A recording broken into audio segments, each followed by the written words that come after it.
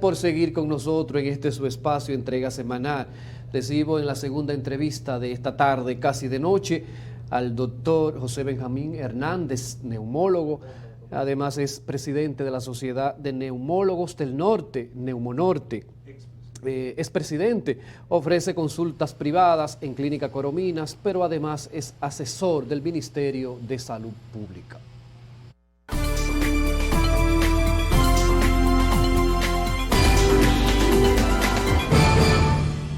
Doctor, ¿cómo se siente? Placer tenerle. Gracias por venir. Muy buenas tardes, gracias por su invitación.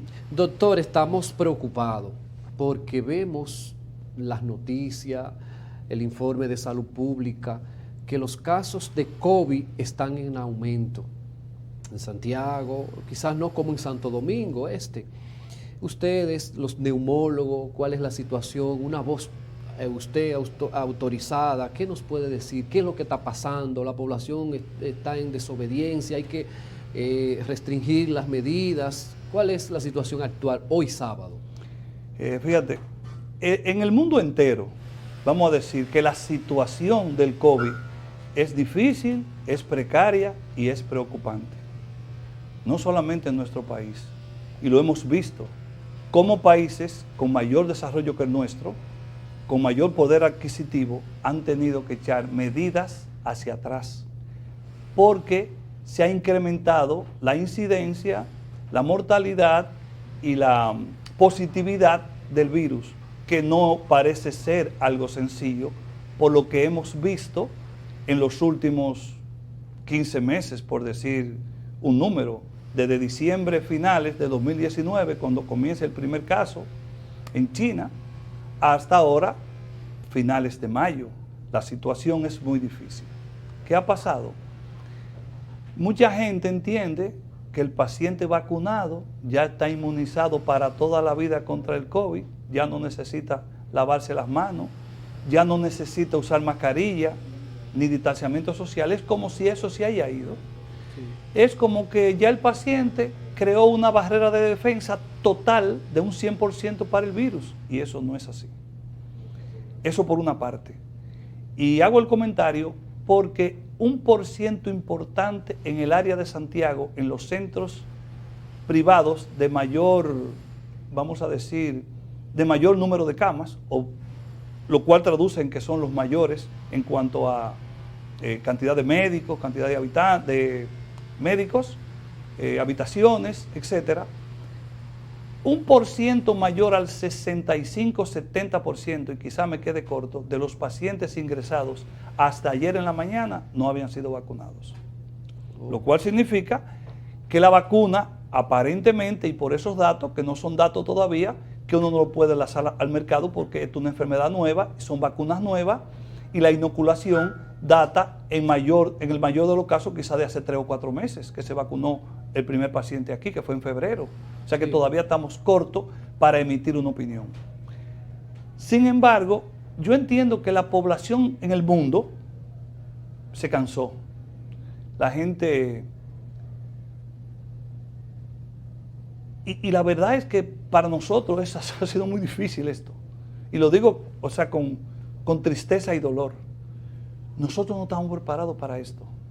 Nosotros tuvimos, ustedes recuerdan, y los amigos televidentes que nos están viendo en este momento, recuerdan aquellos 2 brotes de patología respiratoria en el sudeste asiático y en Arabia, pero fueron brotes que en pocos meses fueron erradicados y no se volvió a hablar más de esto, aunque la gente se siguió vacunando de forma regular en el mundo contra la influenza, que yo creo que es un tema que también la gente no debe abandonar y vacunarse siempre en otoño, en septiembre, porque son cosas distintas. El COVID es una cosa y el virus de la influenza es otra, aunque son virus similares, coronavirus todos, hay que tener cuidado.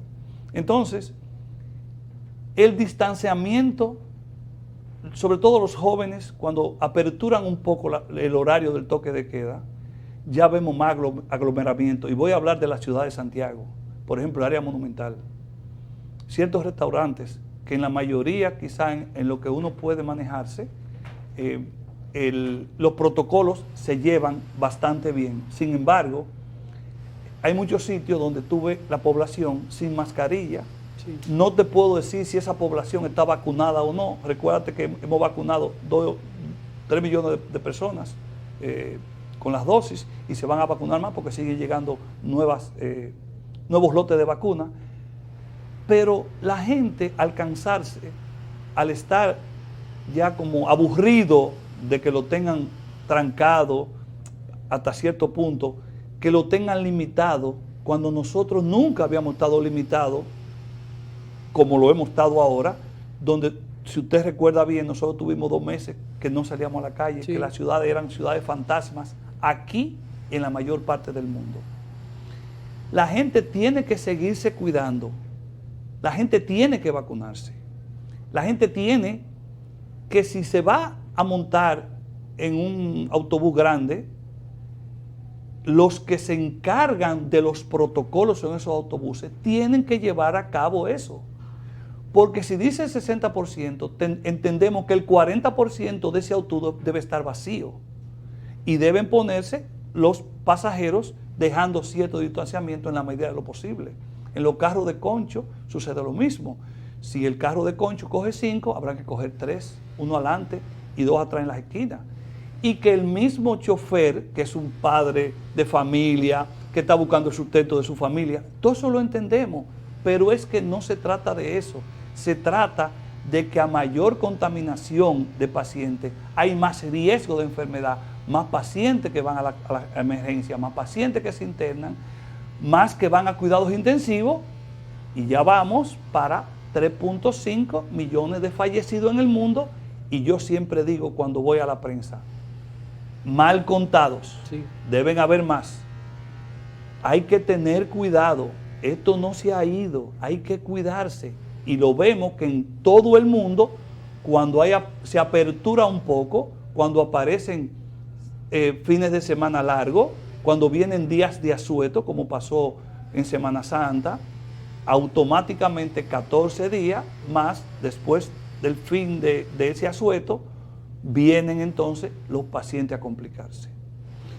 Entiendo que a medida que la gente se vacune, vamos a ir progresivamente mejorando hacia la disminución de nuevos casos y de nuevos pacientes ¿Cómo fallecidos. estamos, doctor, perdón, en cuanto aquí en Santiago a área de camas? ¿Cómo están las clínicas? Sí, fíjate, ayer en la mañana emitimos un informe al Ministerio de Salud Pública, el hospital, el Centro Médico Corominas, Clínica Corominas, y la Unión Médica del Norte, donde teníamos aproximadamente en cuidados intensivos, vamos a decir un 30%, 40% libre en ese momento. Y ustedes recuerdan que nosotros teníamos, y voy a hablar de mi centro, la Clínica Corominas, un área que era totalmente para pacientes con COVID en el momento entre abril, mayo, junio, julio del año pasado. Esa área en algunos momentos pasan a ser por pisos no COVID. Y por ejemplo, actualmente tenemos la 7ª planta de la Clínica Corominas es no COVID. O sea que hay pacientes internos que no tienen que ver nada con el virus.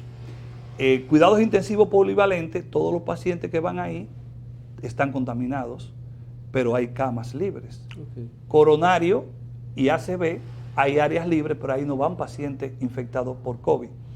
La planta, por ejemplo, ahora mismo tenemos algunas habitaciones disponibles porque hay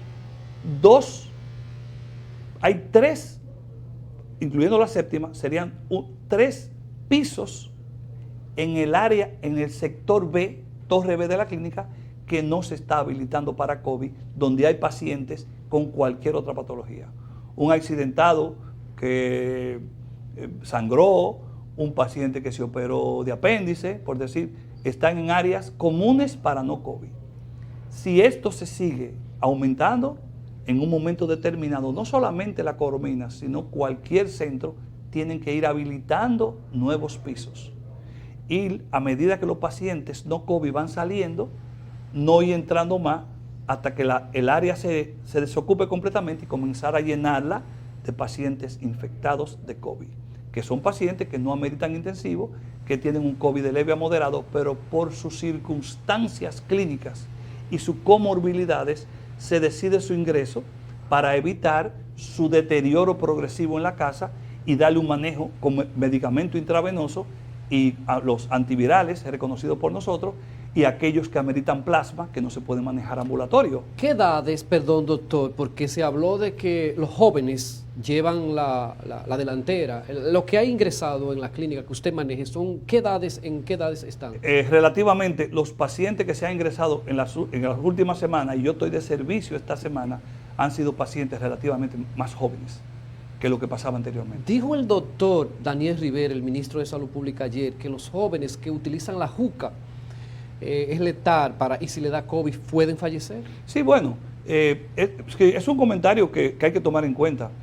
Los pacientes, por ejemplo, que inhalan y aspiran juca, que usan vapeo de forma irregular, grandes fumadores, pacientes, por ejemplo, jóvenes que tienen cierto grado de comorbilidad, porque hay jóvenes que son diabéticos, que usan insulina, que tienen problemas renales, que son anémicos, que tienen patologías, que son asmáticos, que tienen problemas renales. Hay pacientes jóvenes que tienen todas esas circunstancias y, por supuesto, mientras usted más castiga el sistema pulmonar, usted tiene más posibilidades no solamente de tener un COVID de peor pronóstico, de mayores síntomas, sino que el paciente fumador entra dentro del grupo de pacientes inmunocomprometidos, como serían los alcohólicos, los nefrópatas, los pacientes operados del vaso por una condición X, aquellos pacientes que han sido sometidos a cirugía bariátrica, que son pacientes que por alguna razón en algún momento hay que ponerle adicionalmente cierto tipo de vitaminas que quizás su organismo no lo absorbe de forma regular. Entonces, esos pacientes, como bien dijo el doctor Rivera Reyes, ministro de Salud Pública, son pacientes que tienen mayor comorbilidad y son pacientes que tienen la posibilidad de tener una situación más dramática en su evolución de la enfermedad. Estamos conversando en la entrevista de esta noche con el neumólogo Benjamín Hernández, quien además es asesor del Ministerio de Salud Pública. Doctor, ¿no es peligroso el asunto de la docencia ya de modo presencial? Se está hablando y es un tema y está si el Ministerio de Salud Pública que definirá. ¿No podría esto provocar una situación que se complique? Sí, todas esas aperturas que se han hecho y se vienen haciendo y se van a hacer en el futuro deben ser estudiadas por consenso, ver los pros y los contras que pueden tener la apertura de docencia, porque al final de cuentas seguimos vacunando mucha población, que eso es bueno, sí, pero hay que tener muy en cuenta y tener una supervisión, que el ministerio tiene supervisores de área COVID.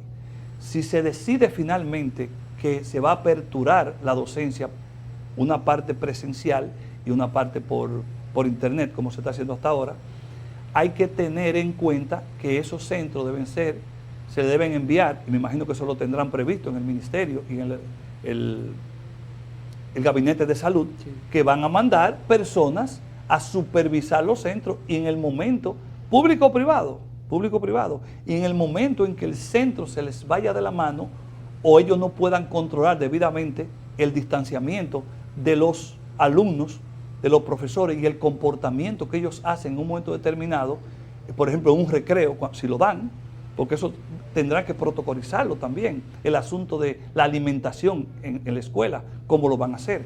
Eso debe ser, si lo van a hacer, que uno entiende que hay que ir aperturando el asunto. Quizás en el momento actual en que ha habido un incremento de los casos, sobre todo en Santo Domingo, y aquí en Santiago, pero en menor cuantía, hay que tener cuidado y manejar eso con mucha prudencia.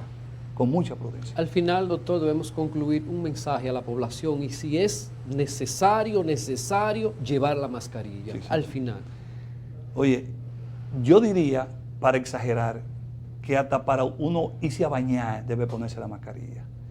La mascarilla es muy importante y yo particularmente le digo a la población dominicana y de fuera del país, los que nos están oyendo, a nuestros hermanos de Haití y a toda la población que en un momento determinado pase por el país como turista, que deben usar una mascarilla. Y yo particularmente uso doble mascarilla, una mascarilla quirúrgica y una mascarilla más específica para uno cuidarse mucho y evitar problemas mayores. Hay que usar la mascarilla, distanciamiento social y lavado de las manos y cuidarnos y vacunarnos.